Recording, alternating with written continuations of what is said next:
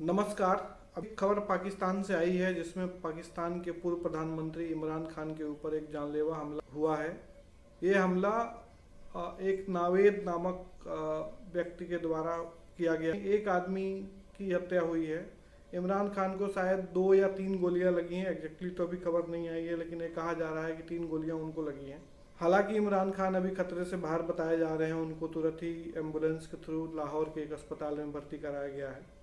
ठीक है, भगवान उनको अच्छी सेहत प्रदान करे, वो जल्दी ठीक होके वापस पॉलिटिकल डिस्कोर्स में वापस आएँ, वहाँ के लोगों की भलाई के लिए काम करें, पाकिस्तान के लोगों के हित में अपने कैंपेन को जारी रखें। ये जो हमला हुआ है, ये पाकिस्तान के जो पूर्व प्रधानमंत्री हैं इमरान खान, उनकी एक एंटी गवर्नमेंट प्रोटेस्ट चल रही थी। लाहौर से इस्लामाबाद तक वो प्रोटेस्ट जा रहा था।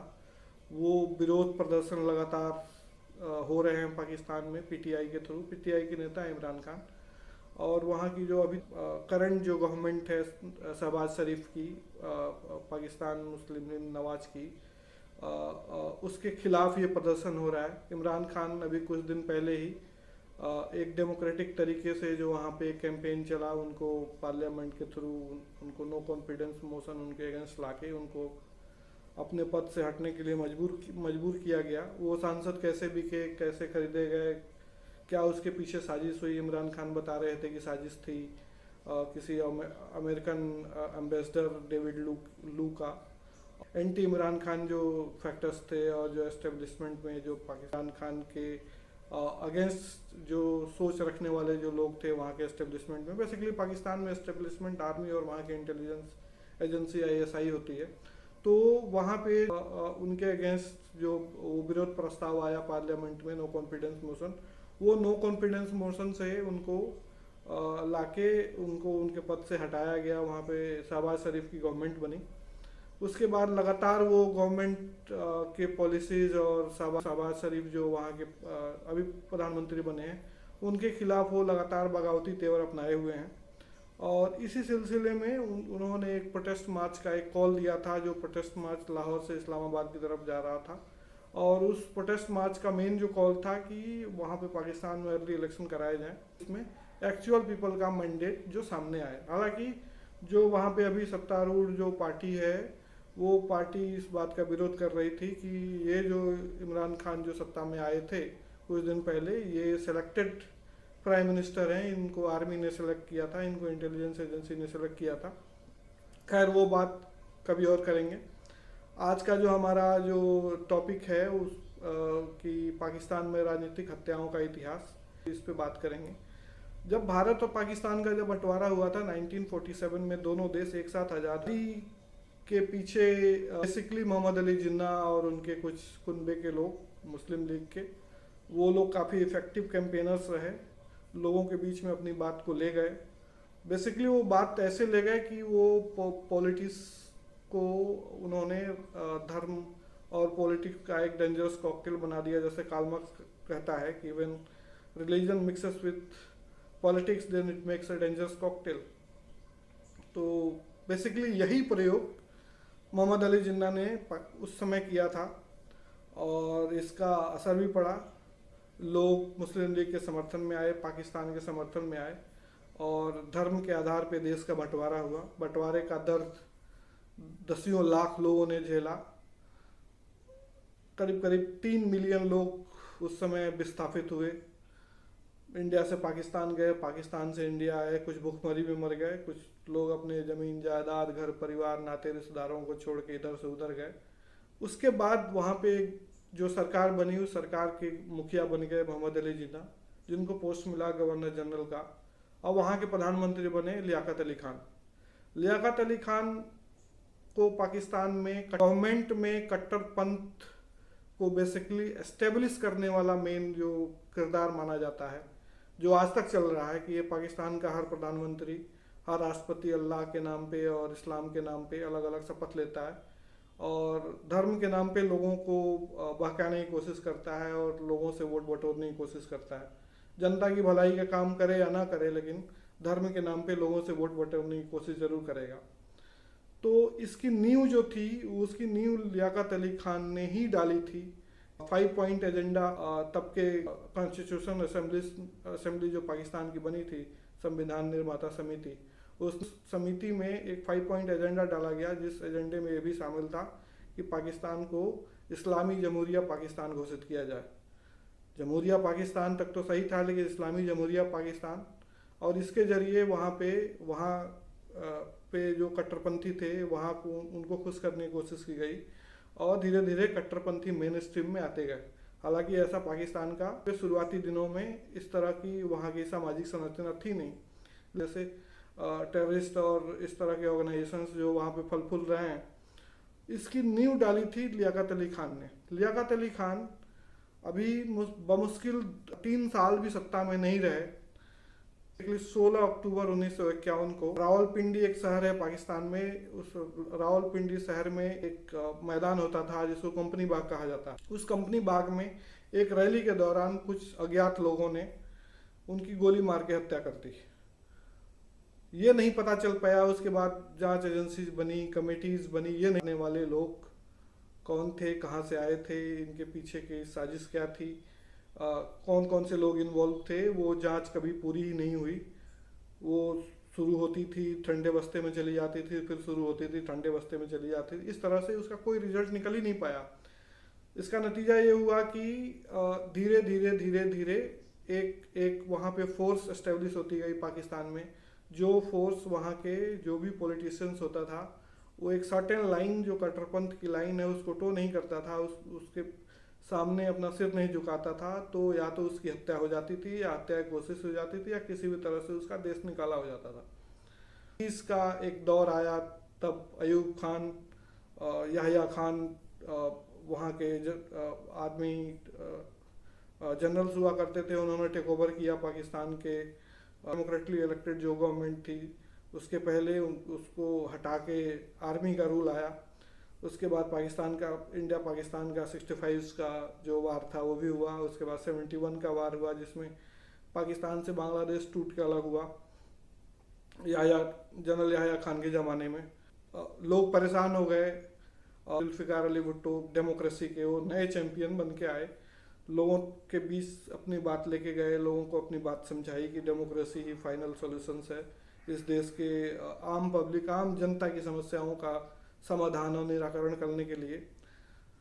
तो जुल्फ़िकार अली भुट्टो सत्ता में आए। सत्ता में आने के बाद जनरल जियाउल हक को उन्होंने पाकिस्तान का आर्मी चीफ बनाया। अभी 2 साल ही बीते थे कि जनरल जियाउल हक ने जुल्फ़िकार अली भुट्टो को सत्ता से हटा के वहाँ के सत्ता पे कब्जा किया। जनरल जियाउल हक पाकिस्तान के आर्मी चीफ तो थे ही, साथ में प्रेसिडेंट भी बन गए, और साथ ही साल जुल्फ़िकार अली भुट्टो को अरेस्ट भी कर लिया। उत्तर में अरेस्ट किया, और 1979 में एक फर्जी मुकदमा वर्कर, कोई छोटा मोटा वर्कर था जिला खेड़े लेवल का, उस वर्कर की हत्या का दोषी करार देते हुए जुल्फ़िकार अली भुट्टो को फांसी की सज़ा दे दी गई। आर्मी के कोलिजन से, आर्मी के मिली भगत से कोर्ट ने उनको सज़ा दी। मज़ेदार बात ये थी कि उसी कंपनी बाग, जिस कंपनी बाग में लियाकत अली खान की हत्या हुई थी, बाद में उस कंपनी बाग का नाम बदल के लियाकत बाग रख दिया गया, लियाकत अली खान की स्मृति में। उसी लियाकत बाग से थोड़ी दूर पे एक जेल में जुल्फ़िकार अली भुट्टो को 1979 में फांसी दे दी गई। ये पहला full fledge government organized court pronounced एक चुने हुए जनता के प्रतिनिधि और पूर्व प्रधानमंत्री का मर्डर था पाकिस्तान में। कर्मा ने अपना रूप दिखाया उसके ठीक 9 साल के बाद। 1989 में एक प्लेन दुर्घटना में जियाउल हक की मृत्यु होती है। ये कहा जाता है कि साजिश थी, कुछ लोग कहते हैं कि CIA उसके पीछे इन्वॉल्व था, जिसमें उसी प्लेन में एक अमेरिकन एम्बेसडर भी, एम्बेसी में काम करने वाले 1-2 कौंसिल थे, वो भी थे, 1-2 आर्मी के स्टाफ भी थे। लेकिन मज़े की बात यह थी कि जब वो फ्लाइट जब टेक ऑफ कर रहा था, तो ठीक टेक ऑफ के टाइम में वहाँ के 2 बड़े आर्मी के ऑफिसर्स ने, जो लेफ्टिनेंट जनरल के पोस्ट पे तैनात थे, उन्होंने जियाउल हक के साथ जाने से इनकार कर दिया। तो साजिश इस तरफ भी लोग प्रश्न चिन्ह खड़ा करते हैं कि शायद वो आर्मी जनरल्स इन्वॉल्व थे जियाउल हक की हत्या के पीछे। कुछ थियरी ये भी जाती है कि जुल्फिकार अली भुट्टो के बड़े बेटे मुर्तजा भुट्टो उस साजिश का एक अहम किरदार थे, एक हिस्सा थे। जियाउल हक की हत्या के बाद बेनजीर भुट्टो प्राइम मिनिस्टर बनती हैं, नवाज शरीफ बनते हैं। उसी बीच उसी मुर्तजा भुट्टो जो एक एक्स प्राइम मिनिस्टर जो जिनको फांसी दे दी गई जुल्फिकार अली भुट्टो के उनके बेटे थे, भविष्य के प्रधानमंत्री बेनजीर भुट्टो के भाई थे, उनको एक पुलिस इनकाउंटर में कराची में गोली मार दी जाती है पुलिस के द्वारा। चोरों की तरह, स्मगलरों की तरह, लुटेरों की तरह, डकैतों की तरह। 1999 में जब जनरल मुशर्रफ ने नवाज शरीफ की चुनी हुई सरकार को हटाया और दोबारा आर्मी रूल लेके आए, वहाँ के वो प्रेसिडेंट बन गए। पाकिस्तान में एक वकीलों द्वारा एक प्रोटेस्ट मार्च निकाला गया कि और वो धीरे धीरे जन आंदोलन में परिवर्तित होते गया। उस जन आंदोलन को इतना समर्थन मिला, जितने सारे पॉलिटिकल पार्टीज थी जिनके नेता जनरल मुशर्रफ के सरकार में आने के बाद जो या तो देश से बाहर निकाल दिए गए थे या उनके ऊपर फर्जी मुकदमे लगा के उनको जेल में बंद कर दिया गया था या उनको जबरन देश निकाला दे दिया गया था कि आप इस देश में अब आइए ही मत। तो बेनजीर भुट्टो जो उस समय सऊदी अरब में रह रही थी, दुबई, तो उन्होंने ऐलान किया कि मैं अपने देश जाऊंगी, अपने लोगों के बीच जाऊंगी, अपनी बात कहूंगी, लोगों से समर्थन हासिल करूंगी और इस सरकार को उखाड़ फेंकूंगी। उनको जनरल मुशर्रफ के गवर्नमेंट के थ्रू अलग अलग तरीक़ों से अलग अलग टाइम पे धमकियाँ दी गई कि आपको जान को खतरा है, आप मत आइए। फिर भी वो एक लेडी हिम्मत करके पाकिस्तान आई। वो लोगों के बीच में कैंपेन उसने अपना शुरू किया। कैंपेन के बीच में ही जून 2007 में कराची में एक कैंपेन के दौरान एक बम ब्लास्ट हुआ। उस बम ब्लास्ट में बेनजीर भुट्टो तो बच गई, लेकिन 182 लोगों की जान चली गई।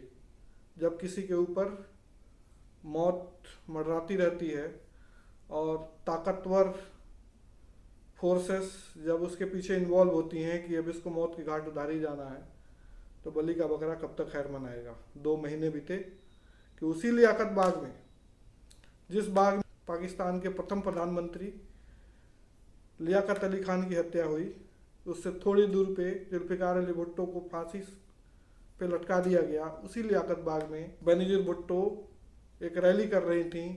उस रैली के दौरान एक बम ब्लास्ट हुआ और बेनजीर भुट्टो की जान चली गई।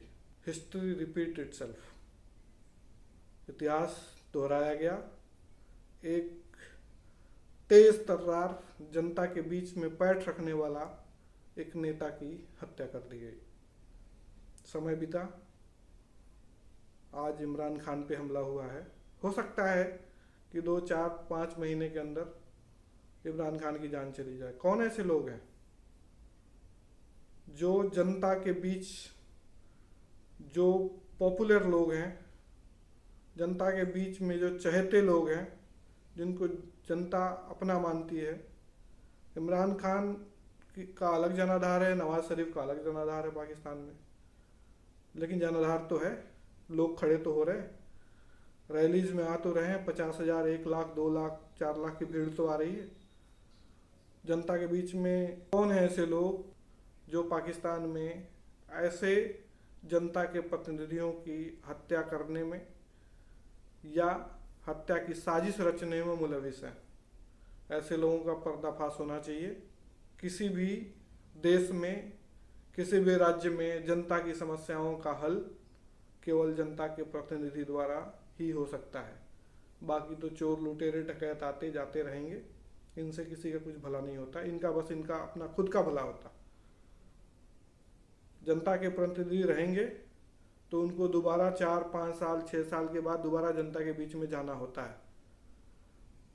वही जनता जो उनको समर्थन देके, जो उनको वोट देके सत्ता तक पहुंचाती है, वही जनता जूते मार के बाहर भी करती है। ये जनतंत्र की, लोकतंत्र की सबसे बड़ी खूबसूरती है। वो लोकतंत्र हमेशा अमर रहना चाहिए। लोकतंत्र हमेशा जिंदा रहना चाहिए, दिखावे के लिए नहीं, जिंदा रहना चाहिए। लोकतंत्र जिंदा रहेगा तो जनता की समस्याओं के ऊपर ध्यान हमेशा पब्लिक डिस्कोर्स में, पब्लिक विचार विमर्श में हमेशा आता रहेगा। आज के लिए इतना ही। आप इस वीडियो को शेयर करें, लाइक करें, सब्सक्राइब करें। बहुत बहुत धन्यवाद। नमस्कार।